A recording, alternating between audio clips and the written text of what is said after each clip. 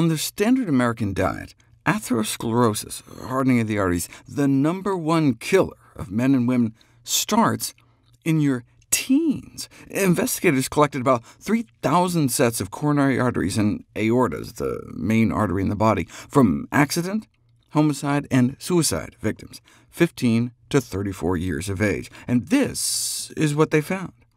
The fatty streaks start in our teens, which turn into atherosclerotic plaques in our 20s, which get worse in our 30s, and can then start killing us off. In our heart, it can cause a heart attack. In our brain, it can cause a stroke.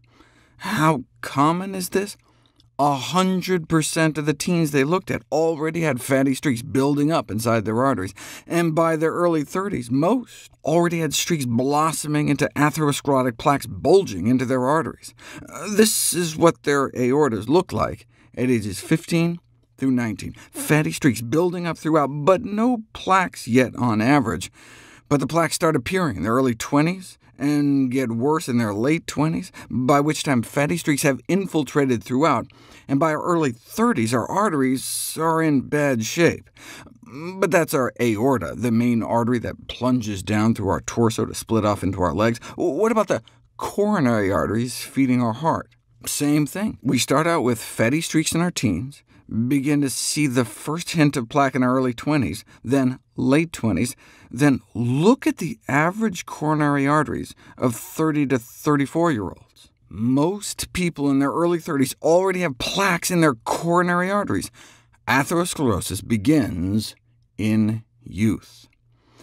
So that's why we shouldn't wait until heart disease becomes symptomatic to treat it. If it starts in youth, we should start treating it in youth. It's like if you knew you had a cancerous tumor, you wouldn't want to wait until it grew to a certain size to treat it, or if you had diabetes, you wouldn't want to wait until you started going blind before you did something about it. OK, so how do you treat atherosclerosis? You lower LDL cholesterol through a stringent diet that's low in cholesterol and saturated fat, so a diet that's low in eggs, meat, dairy, and junk. If we want to stop this epidemic, we have to alter our lifestyle accordingly, starting as early as possible. Is such a radical proposal totally impractical? I mean, eating more healthfully? Radical. It would, of course, take an all-out commitment, but remember, this is our #1 cause of death. I mean, if you're going to commit to anything, we did pretty good with cigarettes, slashing smoking rates, and lung cancer rates came right down. And yes, healthy eating is safe. According to the Academy of Nutrition and Dietetics, the largest and oldest association of nutrition professionals in the world, even strictly plant-based diets are appropriate for all stages of the lifestyle, from pregnancy, infancy, through old age. And if you want to learn more, the Academy can suggest a few good websites to visit. Curing atherosclerosis should be the next major cardiovascular prevention goal. What evidence do we have that a lifelong suppression of LDL will do it? There's a genetic mutation of a gene called PCSK9 that about 1 in 50 African Americans are lucky to be born with, because it gives them about a 40% lower cholesterol their whole lives. And indeed, they have dramatically lower rates of coronary artery disease to show for it, an 88% drop in risk, despite otherwise terrible risk factors on average.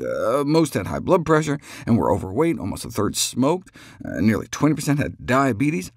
But that just goes to show that a lifelong history of reduced LDL cholesterol levels significantly lowers the risk of coronary heart disease, even in the presence of multiple risk factors. And this near 90% drop in events like heart attacks or sudden death occurred at an average LDL of 100 compared to 138. So you could get even lower than 100. Hold on. Why does the lowering of LDL cholesterol by about 40 points in those with that lucky genetic mutation reduce heart disease incidence by nearly 90%, whereas that same 40-point drop with statin drugs would reduce heart disease by only about 20%? The most likely answer is duration. When it comes to lowering LDL cholesterol, it's not only how low, but how long it's been low. That's why healthy lifestyle choices may wipe out like 90% of our risk for having a heart attack, whereas drugs may reduce it only by 20 to 30%. If you're getting treated with drugs later in life, you may have to get your LDL under 70 to halt the progression of coronary atherosclerosis. But if we start early enough, young enough, it may be sufficient to just lower LDL cholesterol down to 100, which should be attainable for most people. That's consistent with country-by-country data that suggests that heart disease would bottom out at a population average of about 100. But that's if you can keep it down your whole life. If you're just using drugs late in life to try to stop the progression of your disease, you have to get your LDL lower than 70. And if you're trying to use drugs to reverse a lifetime of bad food choices, you don't get to zero until about an LDL of 55. And if your heart disease is so bad you've already had a heart attack, but you're trying not to die from another one, ideally you might want to push your LDL down to about 30. Now, once you get that low, not only would you prevent any new atherosclerotic plaques, but you'd also help stabilize the plaques you already have, so they're less likely to burst open and kill you. Is it even safe to have cholesterol levels that low, though? In other words, can LDL cholesterol ever be too low? We'll find out next.